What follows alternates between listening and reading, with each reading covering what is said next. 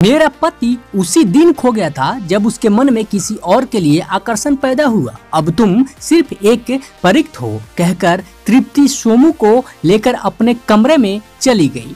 Office से लौटकर मुदित रोज की तरह सोफे पे धंसा चुपचाप बैठा था। तृप्ति पानी लेकर आई और उसे इस तरह बैठाकर देखकर बगल में बैठे हुए सौम्यता से बोली, मुदित क्या बात है, कुछ दिनों से परेशान दिख रहे हो। आप पूछती हूँ टाल देते हो, प्लीज बताइए क्या हुआ है, शायद कुछ मदद कर सकूं आपकी। हालांकि तृप्ति को उम्मीद कम थी कि मुदित कुछ बताएगा, फिर भी उसने मुदित को हथेली में अपनी हथेलियों को रखते हुए कहा, कह दो ना मन से और आपका मन भी हल्का हो जाएगा।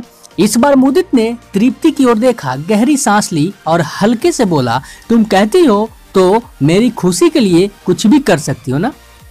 आंखों में प्रश्न भाव के लिए मुदित तृप्ति के चेहरे पे नजरें गड़ाए बैठा था। इस सवाल से अचकचाई तृप्ति ने मुस्कुराकर कहा, आपको मेरे प्यार और समर्पण पर कोई शक है क्या? हाँ, मैं आपकी खुशी के लिए कुछ भी कर सकती हूँ। इस बार मुदित ने अटकते हुए कुछ बेशर्म शब्दों को मुंह से निकाला, मैं सहकर्मी रिया से प्यार करता हूँ और वह भी हम दोनों शादी करना चाहते हैं, तुम समझ रही हो ना। बात पूरी होने तक तृप्ति मुदित का हाथ छोड़ चुकी थी, आंखें डबडबा रही थी और रक्तचाप गिरने की वजह से शरीर कांप रहा था। वो उठी और अपने कमरे में बंद हो गई। ये क्या हुआ, आखिर क्यों इतना प्रेम और समर्पण भी?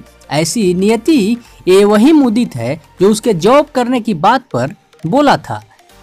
तुम्हें मर्दों के साथ रहने का ज्यादा शौक है क्या? उच्च शिक्षा तृप्ति ने अपनी महत्वाकांक्षाओं को तिलांजलि कर देवघर और मुदित के जीवन को संवारने में खुद की खुशी व्यस्त कर लिया था और आज तृप्ति की आंखें रो रो कर सूज गई थी।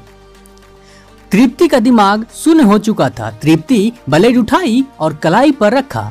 उसने नन्हे सा सोमू का ख्याल आ गया जो वहीं गहरी नींद में सो रहा था। एक पल में होता हादसा बच गया। तृप्ति ने अगले ही पल दरवाजा खोला, उसके साथ एक सूटकेस था। मुदित चुपचाप खड़ा था। तृप्ति ने उसके सूटकेस पकड़े हुए दृढ़ता से कहा, हाँ, आपकी खुशी के लिए कुछ भी कर सकती हूँ, आपको आजाद कर रही हूँ अपनी प्रेमिका के साथ, चाहे जहाँ जाकर रहो।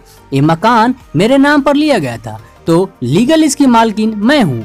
हाँ, और दोनों फ्लैट भी मेरे ही हैं। ये कार की चाबी यहीं रखते जाना, मेरे पापा ने दी है, अब आप जा सकते हो।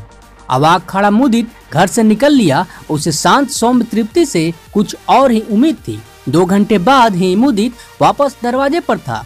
तृप्ति ने मुझे माफ कर दो प्लीज फुट फुट कर रोने लगा। रोते हुए मुदित कहता जा रहा था और रिया निकली घर से। उसने मुझसे संबंध खत्म कर लिया। मुझे इस हाल में देखकर मैंने क्या नहीं किया उसके लिए, और वो मेरी कोई परवाह नहीं की।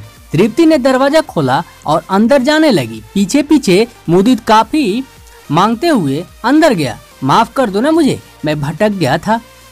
लेकिन वो तुम भी मुदित पर, मैं तुम्हारे जैसे नहीं हूँ। तुम इस घर में मेरे साथ ही रहोगी, पर अब मेरा प्यार, समर्पण और भावनाएं तुम्हें नहीं मिलेगी। अब तुम मेरे पति नहीं हो। मेरे पति उसी दिन खो गया था जब उसके मन में किसी और के लिए आकर्षण पैदा हुआ था। अब तुम सिर्फ एक परित्यक हो। और कहकर तृप्ति सेमू को लेकर अपने कमरे में चली गई।